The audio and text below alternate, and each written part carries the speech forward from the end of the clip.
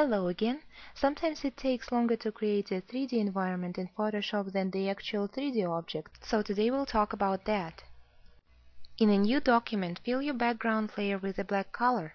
Create another layer and fill it up with gray. Now we have two layers, a black and a gray one. With the gray layer selected, go to Filters, Texture, Mosaic Tiles. In this new window you will be able to resize the tiles and make them bigger. Now go under Image, Adjustments, Levels to change the contrast of the image. Drag the pointers to modify shadows and highlights. Now go under Channels, where you can select the white highlights by holding down Ctrl button and clicking on the RGB channel. Click Backspace to delete the highlights. With the selection still active, create a new layer, place it under the upper layer and fill it up with gray. If you turn other layers off at this point, you will see that we created a pattern in the selected area. Now you can deselect it. At this time, let's add a layer style and choose Bevel and Emboss. Change the depth to 200, the angle to 180 and the altitude to 70. Now go under Edit and choose Free Transformation tool. What we need to do now is to transform the upper layer to give it some perspective. Drag the upper part down and then hold the Control button to drag the lower corners individually. Now if you want, you can select the other layer, let's call it the wall layer, and add Bevel and Emboss style to it as well.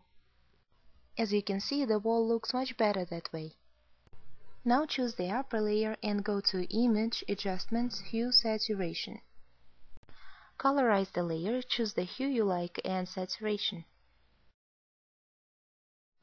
You can do the same thing with the wall layer now.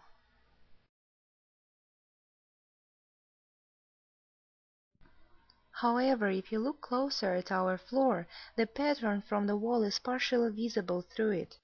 What you need to do now is make the black background layer invisible and with the wall layer active, carefully erase the lower part of it. Let's open one of our previous projects with a 3D object and place it into the scene. Choose the layer of the object you'd like to copy and drag and drop the object to our new project. If it was positioned behind another layer, simply move it up in the Layers panel. Use the 3D toolbar to change the position of the lights for the object and their intensity to make your object look like it matches its environment.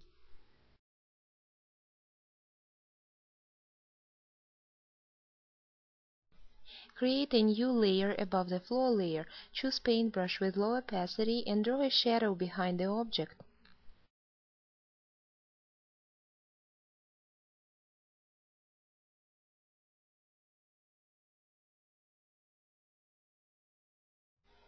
That's about it for today. Thank you for listening and visit us at Tokidoki.com.